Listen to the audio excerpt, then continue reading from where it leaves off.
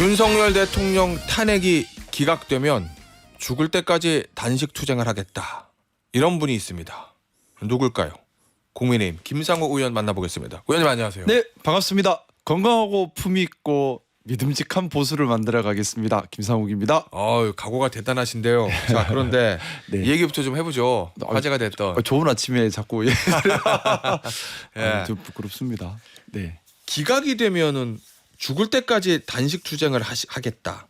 정확하게 어떤 의미입니까? 우선 너무 많이 보도가 돼서 저도 당황했고요. 예. 이게 이렇게 보도가 될 만한 말이었나 싶어서 예.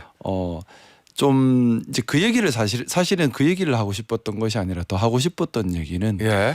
지금 우리 사회가 탄핵 선고를 앞두고 너무 지나치게 지금 격앙돼 있어요. 너무 예민해져 있고 그리고 그렇죠. 12월 3일 이후에 폭력적인 언어와 행동이 너무나 우리가 익숙해져 버렸습니다. 그리고 제도에 대한 신뢰도 많이 무너졌고 그래서 엄청 불안하죠. 예. 지금 아마 많은 국민들께서 막연한 불안감을 가지고 계시고요. 저도 지금 오면서 아침에 현수막 길거리에 걸린 걸 봤는데 처단하자 그런 게 너무 많아요. 아니 오죽하면 의원님 경찰이 선고일날 헌재 주변에 학교 휴교, 또 회사도 하루 정도 휴업, 네. 뭐 이런 거를 권고하겠어요.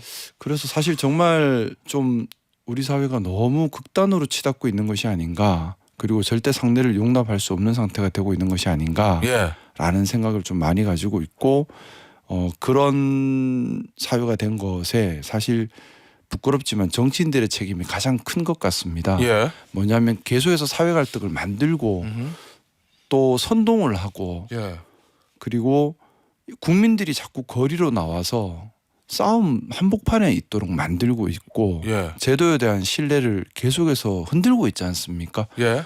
그런 것들에 대해서 좀 심각한 문제의식을 가지고 있고요. 예. 이제 저 역시도 사실 마음은 저는 그렇게 생각합니다. 이제 만약에 저는 저도 법률가 출신으로서 탄핵 기각 판결문을 쓸 수 있을까라는 고민으로 저 한번 써보려고 애를 아무리 많이 썼는데 도저히 쓸 수가 없더라고요. 만약에 탄핵 기각 판결을 쓰려고 하면 비상계엄이라고 하는 것이 정당했다라는 전제가 깔려야 해요. 그럼 비상계엄이 정당했다면 역으로 얘기하면 대통령 누가 되든 간에 마음에 안 들면 비상계엄 해버리고 그리고 마음에 안 들면 국회의원 잡아가도 되고 마음에 안 들면 정치활동 금지하고 언론활동 금지하고 체포하고 구금하고 이걸 해도 된다는 얘기밖에 안 되지 않습니까? 자, 그래서 의원님은 탄핵이 인용되어야 하고 될 것이다라는 소신을 가지고 계세요. 반드시 그거는, 그렇게 돼야 되고요. 말씀을 좀 올리자면 더 만에 하나라도 탄핵이 기각이 된다면 그런 비상계엄 이 허용되는 사회가 된다는 건데 저는 그런 사회는 독재 국가라고 생각합니다. 그러면 대한민국 민주주의가 멈추는 거지요. 국회의원도 대통령도 헌법을 수호하기로 선서한 사람들이고 헌법 수호 의무가 그 무엇보다 최우선에 있는 사람들입니다. 저는 말씀드렸던 것처럼 만에 하나 탄핵 기각이 이루어진다면은 당연히 목숨 걸고 끝까지 싸워야 될 일이라 생각합니다. 왜냐하면 민주주의가 무너졌기 때문에. 그건 당연한 거라고 생각하고요. 국회의원의 헌법을 지켜야 될 의무가 있는 자니까. 자, 그러면 알겠습니다. 그럼 만약에 탄핵이 의원님의 바람과 기대와 예상과 당위 의원과 반대로 기각이 됐어요. 그럼 정말 죽을 때까지 단식 투쟁 하실 거예요? 저는 단식 투쟁 해야 한다고 생각합니다. 할 수 있는 게 사실 그 단계 가면 할 수 있는 게 없지 않습니까? 자, 의원님. 네. 대부분 이제 정치인이든 시민이든 단식 투쟁을 할 때는 뭘 이제 원하는 걸 얻을 때까지 단식 투쟁을 하는 경우들이 많잖아요. 그래서 받아들여지는 경우도 있고 아닌 경우도 있는데 탄핵이 기각되면 단식 투쟁을 해요. 그러면 그 기각된 탄핵을 뒤집을 수 있습니까? 법적으로 뒤집을 수는 없겠지요. 예. 하지만 그렇다고 민주주의가 무너지고 헌법이 무너진 걸 그대로 두고 볼 수는 없기 때문입니다. 그런데 문제는 더 제가 근데 거기에 방점을 찍고 싶은 것이 아니라 예. 그 탄핵 선고까지는 예. 우리가 너무 격앙돼서는 안 된다는 얘기를 드리는 겁니다. 아, 뭐 그거는 이해하는데 거기에 더 방점을 찍고 싶었던 거예요. 예. 그래서 지금 보면 탄핵 선고를 앞두고 민주당에서도 단식 들어가신 분들이 많으시고 예. 또 뭐 우리 당도 지금 또 헌법재판소로 가고 또 거리에 너무 좀 치열한 대립이 벌어지고 있지 않습니까? 예. 근데 이 탄핵 선고 앞에 너무 이렇게 어허. 격앙된 모습보다는 예. 우리가 좀 차분하게 기다려야 한다. 예. 제가 드리고 싶었던 말씀은 저도 그런 마음이지만 참고 기다리고 있습니다. 우리 좀 자중합시다는 말씀을 올렸던 건데 예. 앞부분 얘기는 전달이 안 되고 뒷부분은 전달이 안 되고 앞부분만 예. 강조됐던 것 같아요. 아니 근데 의원님 뭐 어. 차분히 결과를 기다려자 보는 건 너무나 당연한 얘기긴 한데 네네. 그거보다 더 중요한 건 결과가 나오고 나서 어떤 결과든 승복하는 게 글쎄요. 우리 사회가 제대로 돌아가는 거 아니에요? 어떤 결과도 승복을 하긴 해야 하는데 제가 되묻고 싶습니다. 만약에 탄핵 기각의 결정 그래서 대통령이 비상계엄을 해도 된다는 결정을 받아들이실 수 있겠습니까? 그리고 그렇게 해서 정치적 반대 세력을 계엄이든 뭐든 체포하고 구금하고 하는 사회에서 저항하지 않는다는 것도 이상하지 않을까요? 자 그러면 의원님 반대로 제가 질문을 들어볼게요. 네. 국민의힘 내에서 탄핵을 기각되거나 각하된다는 저 분들이 많잖아요. 네네. 그럼 그분들 중에 한 명이 네. 자기의 원하는 거와 반대로 탄핵 인용됐어요. 네네. 대통령 물러나고 조기 대선 열려요. 그러면 죽을 때까지 단식하겠다고 해도 되는 겁니까? 그 단식도? 뭐 그건 뭐 개인의 선택이지 않을까 생각합니다. 개인이 그 말 그대로 그래요? 뭐 단식이라는 게 개인 투쟁이지 않습니까? 예. 근데 뭐 그럴 만약에 탄핵이 지금 뭐 저는 그 부분에 방점을 찍고 있는 겁니다. 대한민국의 민주주의가 예. 선배 세대들의 예. 명예로운 불복종과 저항과 민주주의를 위한 투쟁으로 얻은 산물이라고 생각합니다. 예. 독재 시대 때 독재의 그런 압제에 예. 우리가 굴복했다면 그것도 법치라고 우리가 순응을 했다면 그래서 아무도 민주화 투쟁에 나서지 않았다면 예. 5.18 항쟁이 없었다면 또 6월 그 10월 항쟁이 또 없었다면 예. 과연 대한민국의 민주주의가 있었을까요? 자 의원님이 말씀하신 진은 알겠는데 그러면 예. 만약에 탄핵이 기각됐어요. 그럼 실제로 진짜 단식을 하신다는 거잖아요. 저는 그런 예. 마음입니다. 언제 푸실 거예요? 그럼 단식은? 뭐 지금 거기에 대한 생각은 아직 안 해봤습니다. 아니 왜냐면 뒤집을 수가 없으니까. 탄핵 기각된 게 뭐 다시 인용으로 바뀌거나 뭐 대통령이 하야하지 않는 이상 그냥 쭉 가는 거잖아요. 그럼. 저는 만약에 탄핵이 기각된다면 예. 대한민국 민주주의가 멈추는 거라고 생각합니다. 그래요? 그래서 민주주의를 예. 되찾아야 한다고 생각합니다. 그러니까 민주주의를 되찾을 수 있을 때까지 좀 추상적이긴 하지만 네, 말 단식 투쟁을 그대로 한다? 민주주의가 무너져서는 안 된다는 신념으로 드리는 말씀입니다. 예, 알겠습니다. 혹시 지지자들의 불복을 유도하는 거 아니냐는 비판도 있지 않을까요?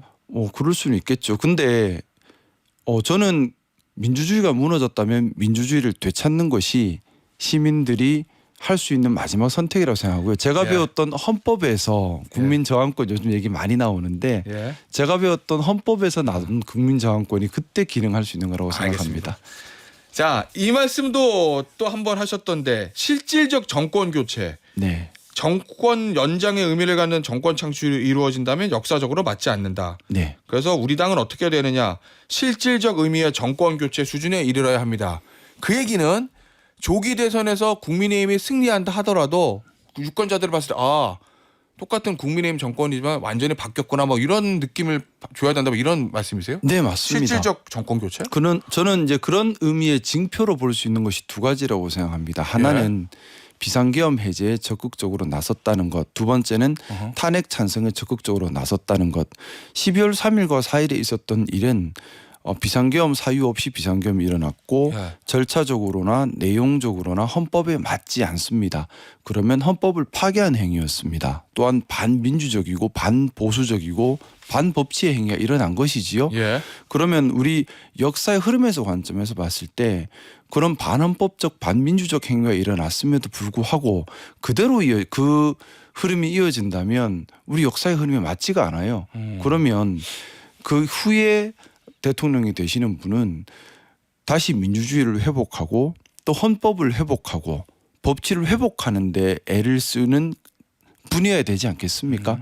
그럼 우리 당에서 내는 후보도 이 가치에 맞아야 하고 그의 가치에 맞출 수 있는 징표로 볼 수 있는 것이 잘못된 비상계엄에 대해서 해제를 해야 한다고 적극 나섰던 분 또한 이런 잘못된 비상계엄을 통해서 국민들의 기본권을 침해하려고 했던 분에 대해서 탄핵하는데 적극 나선다 해서 헌법 가치를 정확하게 판단할 수 있는 분, 이 두 가지 징표가 기본적인 최소한의 자질이라고 저는 생각하고 있습니다. 비상계엄 반대하고 탄핵에 찬성했던 사람이 국민의힘 후보가 돼야 네, 실질적으로 네. 잘못된 비상계엄과 선을 그을 수 있다고 생각하고 있습니다. 만약에 근데 지금은 당에서 네, 네, 당이 너무 오른쪽으로 간다는 비판도 있고 네, 탄핵을 기각 또는 각하를 원하는 의원들이 더 많잖아요. 네, 숫자상으로 보면. 네, 그래서 만약에 그러면 비상계엄 탄핵을 반대하는 분이 후보가 되면 네. 그럼 어떻게 되는 겁니까? 뭐 일단 그런 분께서 후보가 된다면은 예. 상당히 동의하기 힘들지 않겠습니까? 왜냐하면 우리 보수의 가치가 예. 헌법 질서를 지키고 자유민주주의를 지키고 법치주의를 지키는 것인데 예. 보수당에서 낸 후보가 이것을 정면으로 부인하고 있는 사람이 후보가 된다는 것이 과연 합리적인 보수 유권자들이 동의할 수 있는 것도 아닐 것이거니와 예. 그럼 또 쉽지 역사의 않을 거다. 흐름에도 맞지 예. 않는 것이고요. 예. 쉽지 않을 뿐더러 예. 아마 제대로 된 대선 운동도 힘들 거라고 생각합니다. 대선 선거운동 자체가 힘들 거다. 그렇지 않겠습니까? 이걸로 무슨 명분과 무슨 예. 논리로 국민들께 설득을 할 수 있겠습니까? 예. 알겠습니다.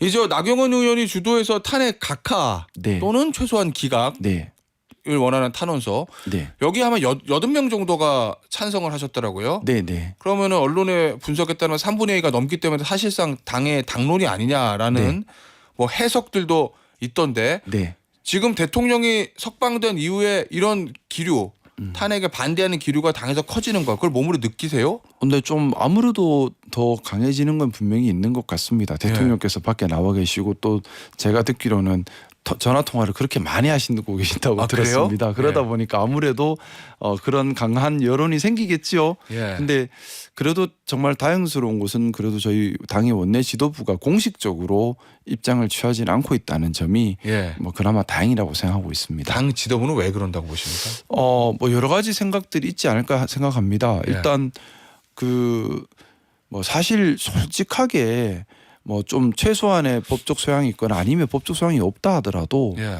우리 상식선에서라도 비상계엄이 잘못됐다는 건 다 알고 있지 않습니까? 또 헌법이 맞지 않다는 것도 우리가 다 생각을 가지고 있는 부분들이고요. 예. 그런데 뭐 강성 지지층을 모아서 지지율을 올릴 수 있다는 것만 가지고 이걸 계속해서 고집했다가 가면 갈수록 사실 논리도 없고 명분도 없는 일에 예. 공당인 그 보수의 정통 정당이라고 자부했던 우리 당이 너무 가버리면 수습을 힘들지 않겠습니까? 그래서 지도부는 좀 중심을 잡는 거다. 저는 그렇게 보고 있습니다. 자, 그런데 의원님 지도부의 한 사람인 권성동 원내대표가 네. 뭐 물어볼지 아시죠? 의원님의 발언과 행동에 대해서는 저도 포기했다. 관심이 없다. 네. 지도부 의원이 포기했대요. 어떻게 들으셨어요 그 얘기? 뭐 저 지도부 우리 권성동 원내대표님께 좀 죄송하고요. 우선 오늘 예. 원내대표님 입장이 얼마나 곤란하실까 생각도 합니다. 예. 당 의원님들 상당수는 강경한 목소리를 내고 계신데 좀 저라도 좀 가만히 말 좀 듣고 있으면 좀 나으실 텐데 저까지 막 반대편에서 시끄럽게 하니까 얼마나 좀 그렇겠습니까? 특히나 당의 대다수 의원님들과 또 다른 목소리를 계속해서 내니까. 근데 예.